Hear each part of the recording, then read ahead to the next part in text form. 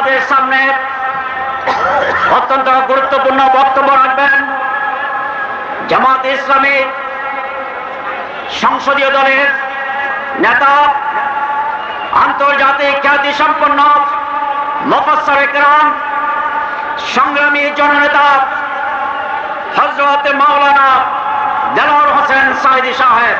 হযরত মাওলানা দেলোয়ার হোসেন সাঈদী এখন আমাদের সামনে বক্তব্য রাখছেন।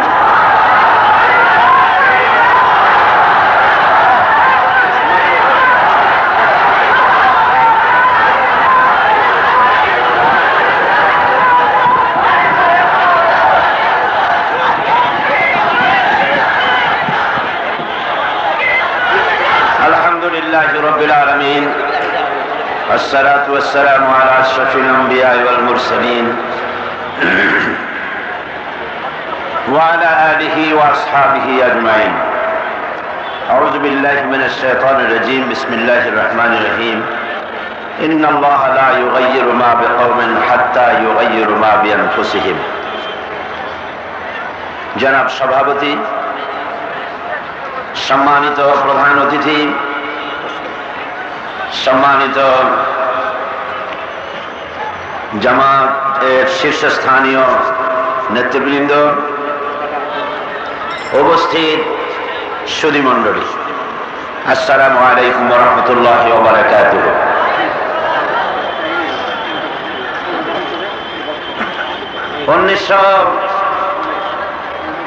'47 সন থেকে নিয়ে শুরু করে 1998 সন পর্যন্ত এদেশে বারবার ক্ষমতার হাত বদল হয়েছে। অনেক সরকার এসেছেন, অনেক সরকার বিদায় হয়েছেন, কিন্তু জনগণের ভাগ্য বদলায় নাই। যারাই ক্ষমতায় এসেছেন তারা অত্যন্ত সুনিপুণ হস্তে, অত্যন্ত দক্ষতার সাথে নিজেদের ভাগ্যকে চরমভাবে বদলিয়েছেন। ক্ষমতায় থেকে নিজেদের ভাগ্য বদলাতে পারেন নাই এরকম দুর্নাম কোন সরকারকে কেউ দিতে পারবে না। সরকারের প্রধানতম দায়িত্ব হচ্ছে জনগণের জান মালের নিরাপত্তা প্রদান করা, নারী এবং শিশুদের ইজ্জত, সম্ভ্রম এবং জীবনের নিরাপত্তা প্রদান করা। বর্তমান সরকার এসেছেন ক্ষমতায় প্রায় 22 মাসের মতো। তাদের আইন শৃঙ্খলা উন্নতি, দেশের উন্নয়নের সফলতার নজির দেখুন। তারা ক্ষমতায় আসার পর থেকে নিয়ে পর্যন্ত অসংখ্য খুন হয়েছে, অন্তত 4000-এর উপরে খুন হয়েছে পর্যন্ত। ডাকাতি হয়েছে, চুরি হয়েছে, ছিনতাই হয়েছে, রাহাজানি হয়েছে।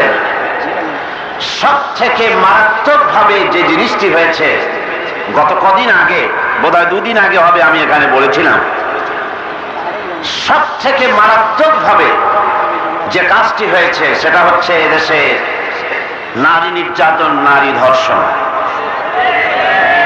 পৃথিবীর ইতিহাসকে ম্লান করে দিয়েছে।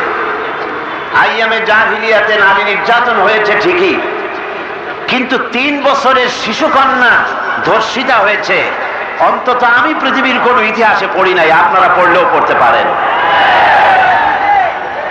পৃথিবীর ইতিহাসকে ম্লান করে দিয়েছে। 3-4 বছরের শিশুকন্যা ধর্ষিতা হয়ে হাসপাতালে মৃত্যু যন্ত্রণায় ছটফট করছে। এর কোনো বিচার নাই, এর কোনো প্রতিকার নাই। ধর্ষণের বিরুদ্ধে যত কেস হয় তার শতকরা 80% আসামি আইনের ফাঁক ফোকরে পার পেয়ে যায়।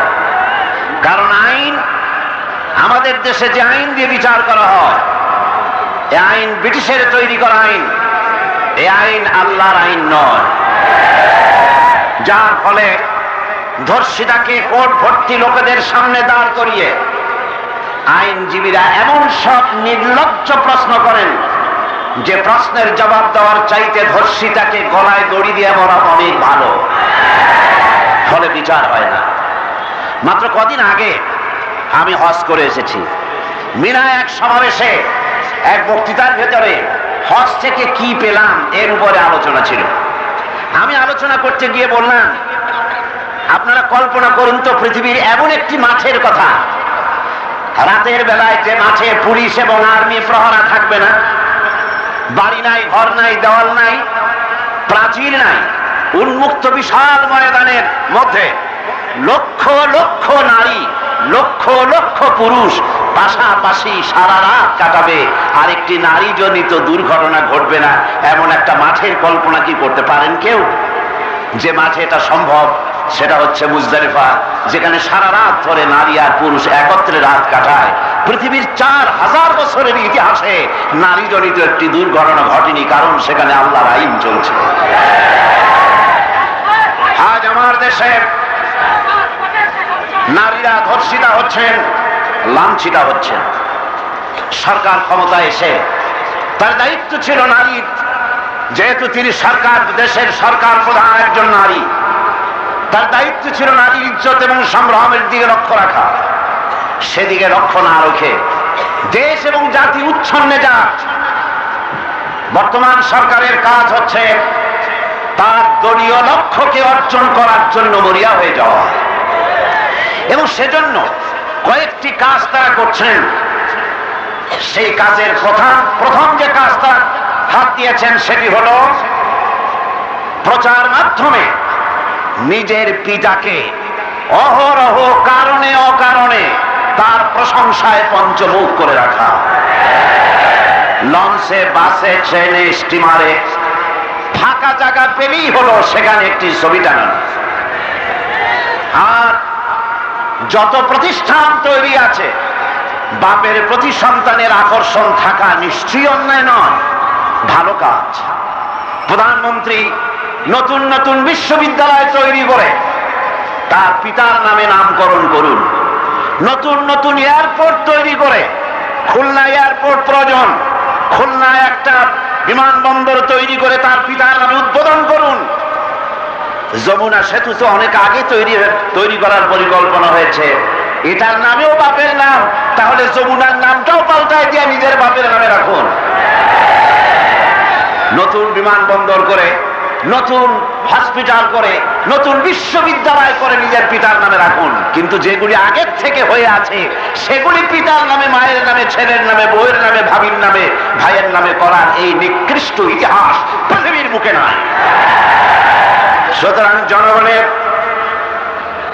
আইন শৃঙ্খলা উন্নতি করতে পারে না যে সরকার মানুষের জীবনের নিরাপত্তা দিতে পারে না, যে সরকার শিশুর নিরাপত্তা দিতে পারে না, যে সরকার নারীর ইজ্জত এবং সম্ভ্রমের গ্যারান্টি দিতে পারে না, সেই সরকারের ক্ষমতায় থাকার কোনো অধিকার রাখে না। সরকার আজ শান্তি চুক্তি করেছেন, পার্বত্য চট্টগ্রামে শান্তি চুক্তি করেছেন। শান্তি চুক্তি করে কি হবে? শান্তির মাই তো মারা গেছে।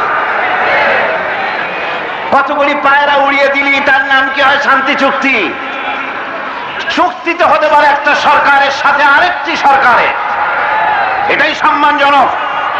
আমি প্রশ্ন রাখতে চাই, আজকের এই সমাবেশে চাকমাদেরকে বাংলাদেশের কোন সরকার অথবা বাংলাদেশে কোন সময় চাকমাদেরকে পিটিয়ে তাড়িয়ে দেওয়া হয়েছে? তাহলে চাকমারা ভারতে গেল কেন? ভারত সরকার চাকমাদেরকে বলেছে, বাংলাদেশ স্বাধীন করে দিয়েছি 9 মাসে, তোমাদের স্বাধীন করে দেব 6 মাসে। ওদেরকে নিয়ে আশ্রয় দিয়েছে, অস্ত্র দিয়েছে, রসদ দিয়েছে, যুদ্ধের ট্রেনিং দিয়েছে, আর এই দস্যুদের দিয়ে বাংলাদেশের দেশপ্রেমিক সেনাবাহিনী, বিডিআর, পুলিশ এবং নাগরিকদের 30,000 জনতাকে হত্যা করেছে।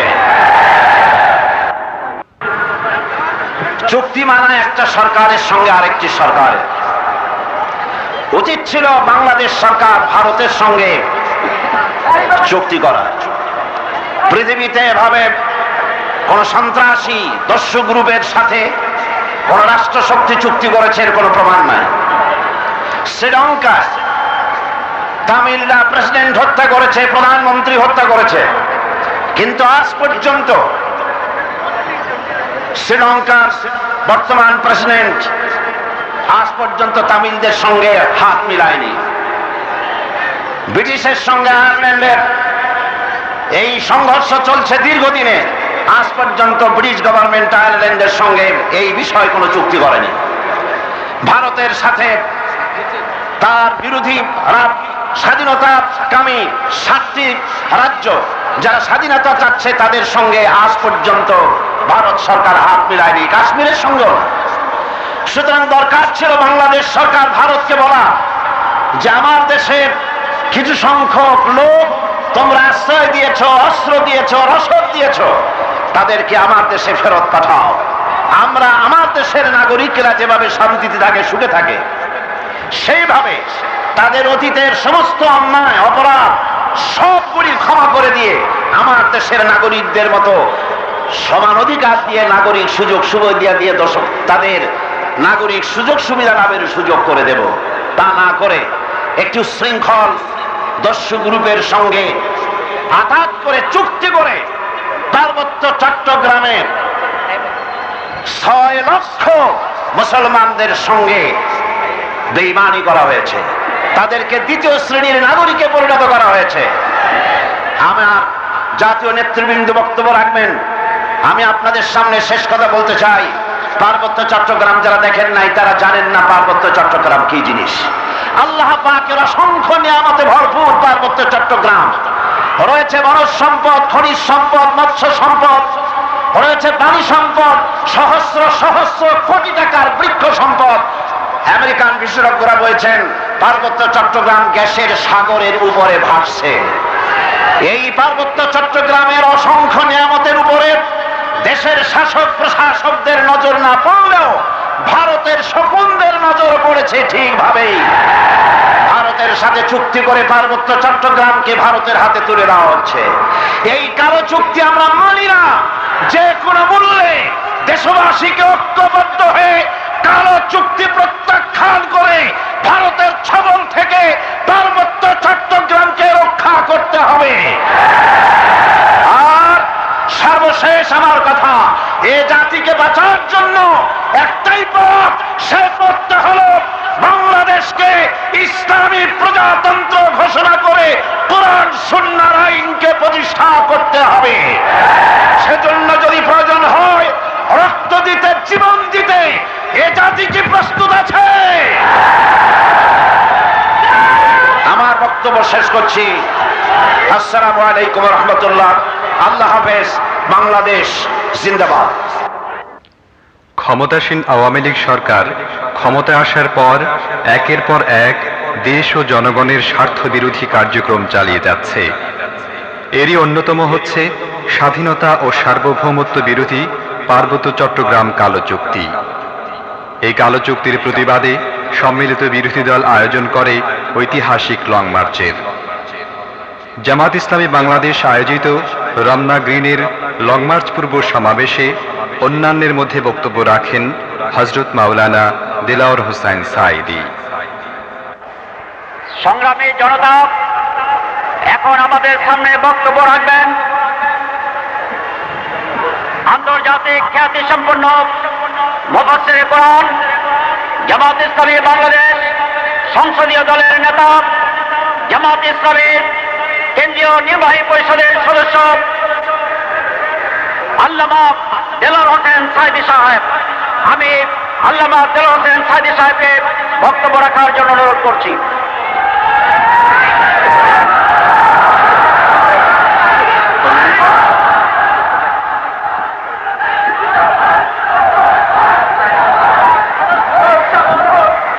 আলহামদুলিল্লাহি রাব্বিল আলামিন والصلاة والسلام على أشرف الأنبياء والمرسلين وعلى آله وصحابته أجمعين।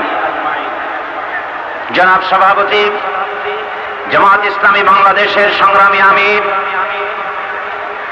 জননেতা অধ্যাপক গোলাম আযম, কেন্দ্রীয় নেতৃবৃন্দ, সংগ্রামী দেশবাসী, আসসালামু আলাইকুম ওয়া রাহমাতুল্লাহি ওয়া বারাকাতুহু।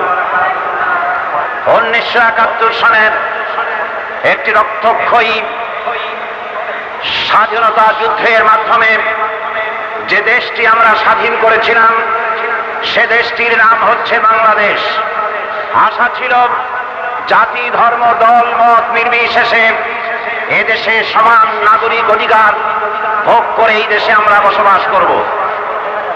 কিন্তু ভারত চাইল বাংলাদেশকে দুর্বল করে রাখার জন্য বাংলাদেশের ভেতরে মধ্যপ্রাচ্যের মধ্যে ইসরায়েলের মতো, শ্রীলঙ্কার ভেতরে জাফনার মতো, ভারতের ভেতরে কাশ্মীরের মতো বাংলাদেশের মধ্যে পার্বত্য চট্টগ্রামকে একটা স্থায়ী বিস্ফোরা বানিয়ে দিতে, এবং সেজন্য ভারত সরকার তার তাবেদার গোলাম দালাল সরকারের মাধ্যমে পার্বত্য চট্টগ্রামকে বাংলাদেশের জন্য শ্রীলঙ্কার জাফনায় পরিণত করে দিল।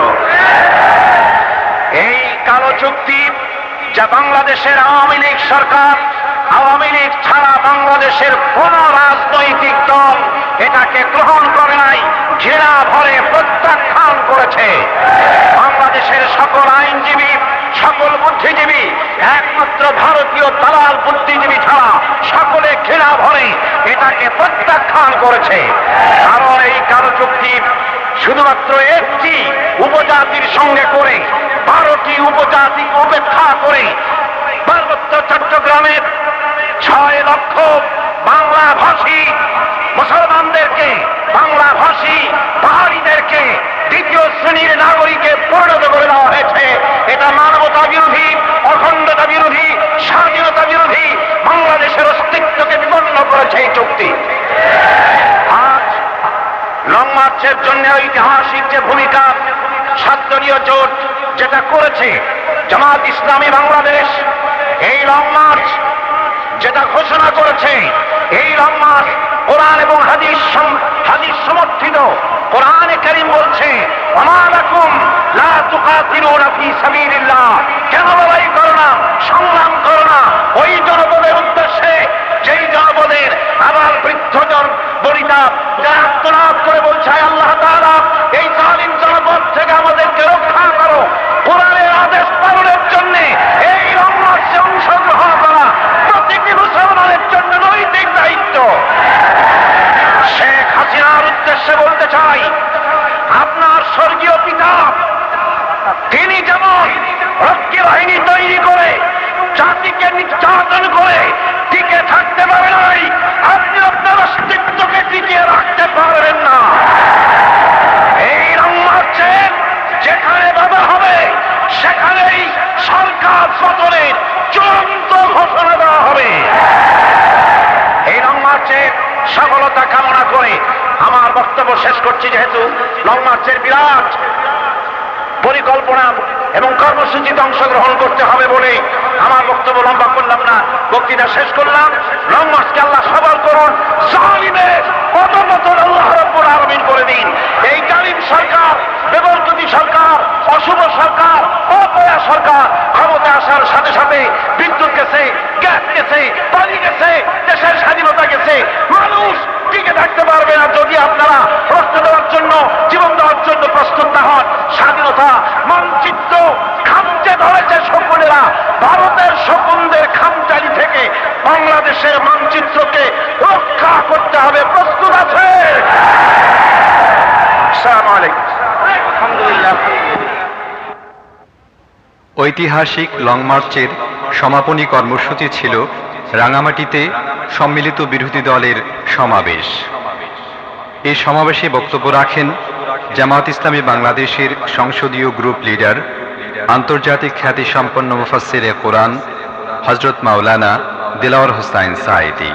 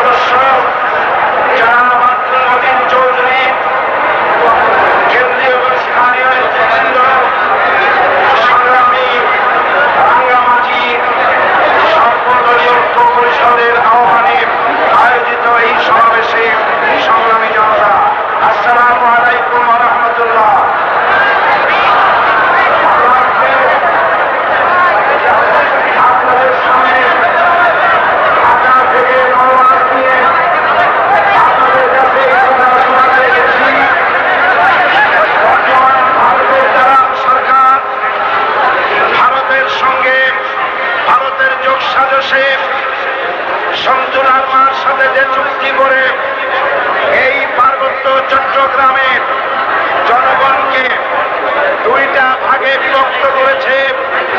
একটা ভাগ হলো চাকমা, আর একটা ভাগ হচ্ছে বাঙালি। সমস্ত বাঙালিদেরকে, বাংলা ভাষী মুসলমানদেরকে দ্বিতীয় শ্রেণীর নাগরিক বানায়া শামসুল্লাহর মতো একটা দস্যুর গোলামে পরিণত করেছে। এই চুক্তি কিছুতেই শান্তি চুক্তি হতে পারে না। এটা অশান্তির বীজ বৃক্ষ। এই অশান্তির বীজ বৃক্ষে শেষ শিকড়টিকে আমরা উপড়ে ফেলে দিতে চাই। এই ভারতের নিজেরা মণিপুর এবং ত্রিপুরা এই তিনটে এলাকা রয়েছে খ্রিস্টান অধ্যুষিত। চাকমারা খ্রিস্টান, খ্রিস্টান শক্তি চায় এই পার্বত্য চট্টগ্রামকে একটা খ্রিস্টান বলয় তৈরি করে উত্তর হিন্দুস্তানে, পশ্চিমবঙ্গে উত্তরাঞ্চলে করে নৌবন্দর নাই, সেই নৌবন্দর হিসেবে চট্টগ্রামকে ব্যবহার করতে চায়। ফেনী পর্যন্ত তারা গ্রাস করতে চায়। সুতরাং এই বর্তমান সরকার, দাবেদার সরকার, ভারতের দালাল সরকারের এই কালো চুক্তি সংবিধান বিরোধী, মানবতা বিরোধী, দেশের উস্কানি দাতা এই চুক্তি বাংলাদেশের জনগণ মেনে নিতে পারে না। জয় বলে পারে এই দেশের ভূষণ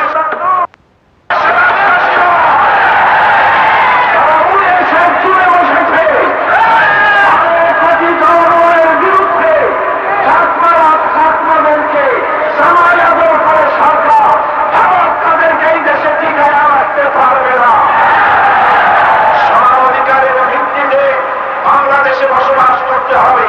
সুতরাং বক্তব্য লম্বা করার সময় নাই। এখন আমি আমার বক্তব্য শেষ করতে গিয়ে কথা বলতে চাই। এই চুক্তি আওয়ামী লীগ ছাড়া বাংলাদেশের কোন রাজনৈতিক দল এই চুক্তি গ্রহণ করে নাই। এই চুক্তিতে সমস্ত রাজনৈতিক দল, আজকের মঞ্চের দিকে থাকা সমস্ত রাজনৈতিক দল, সমস্ত বুদ্ধিজীবী, কবি, সাহিত্যিক সবাই ঘৃণা ভরে প্রত্যাখ্যান করেছে। শুধু ভারতের দ্বারা কিছু বুদ্ধিজীবীরা এটাকে গ্রহণ করেছে, আর কোন দেশ প্রেমিক শান্তিকেও মানুষ এটাকে গ্রহণ করে নাই। সুতরাং একটাই কথা, তাহলে এই চুক্তি বাতিল করতে হবে। এই চুক্তি কি করতে হবে? এই চুক্তি কি করতে হবে? এই চুক্তি যদি বাতিল না করা হয়, শেখ হাসিনা ভারতের কৃত দাসীকে তার ক্ষমতা ছেড়ে দিতে হবে। অর্থগ্রস্ত হয়ে তার পিতা যেমন ভর্তি বাহিনী দিয়া নিজেকে টিকায় রাখতে পারে নাই, চাকমাদেরকে দিয়ে ভারতীয় এই সরকার টিকে থাকতে পারবে না। সকলে ঐক্যবদ্ধ থাকুন। আপনাদের সাথে আপনারা একা নন, পাহাড়িরা একা নয়, বাংলার 12 কোটি জনগণ অতন্ত্র প্রহরীর মতো আপনাদেরকে পাহারা দেবে ইনশাআল্লাহ।